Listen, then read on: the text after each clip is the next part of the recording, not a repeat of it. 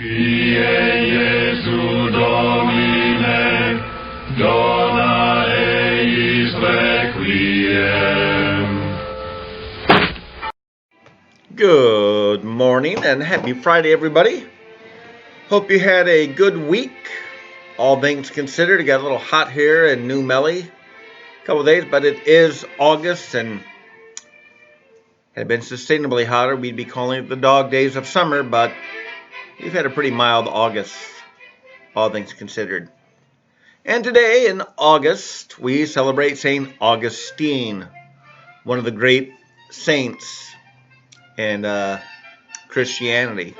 In the Catholic tradition, but in Christianity, I mean, other groups celebrate him besides just Catholics. I think our Orthodox brothers and sisters celebrate him, and I suspect some Protestants do too.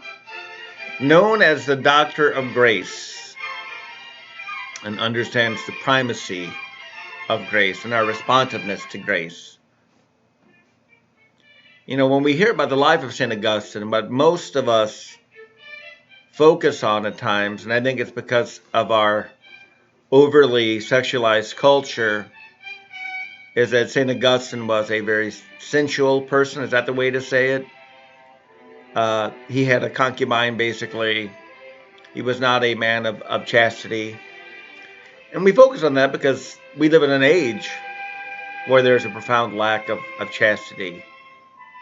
I think one of the real things that probably hurts family life, this is just speculation on my side, no real hard data, is that many parents have a awkwardness about talking to their children about sex.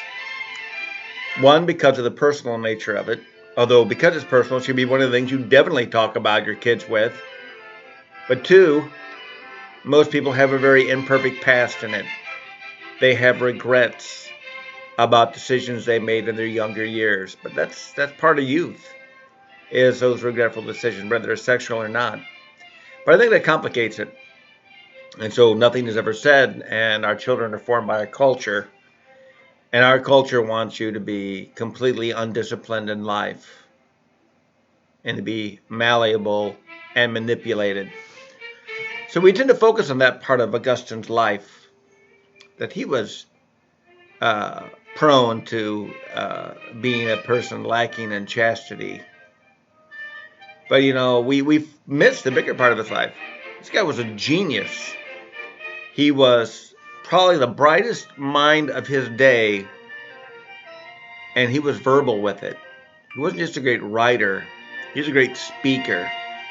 He's the type of person who in debates could chew people to pieces, knew how to turn a phrase, knew how to score all the points in rhetoric. I mean, that was his specialty. And so this towering intellect was probably able to chew up a lot of the believers of his day who were not articulate, not versed in philosophy or theology, to be able to withstand his onslaught. Because once you make your opponent in the debate look humiliated, even if they're not, the debate's pretty much over.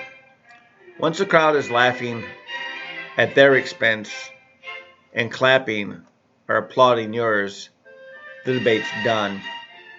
Because, you know, you're doing the debate really for the audience. You know, discussions, though, are a different thing.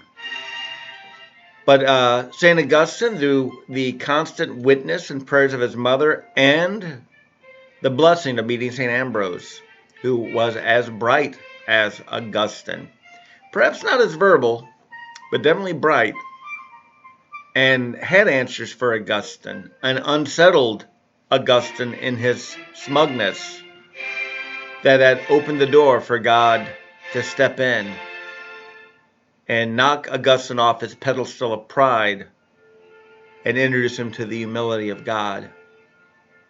And that's what we see in St. Augustine and are thankful for today.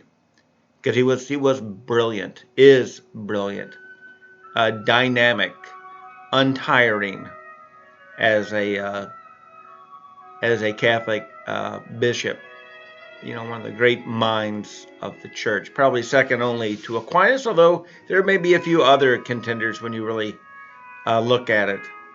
But he is the doctor of grace and understands the primacy of grace and our utter dependency upon it. So anyway, crickets are calling. Let's all have St. Augustine pray for us, because we certainly need help in our culture with chastity, and many of us need to wake up, stretch our minds, hunger for the truth and the beauty of God. Have a great Friday, everybody.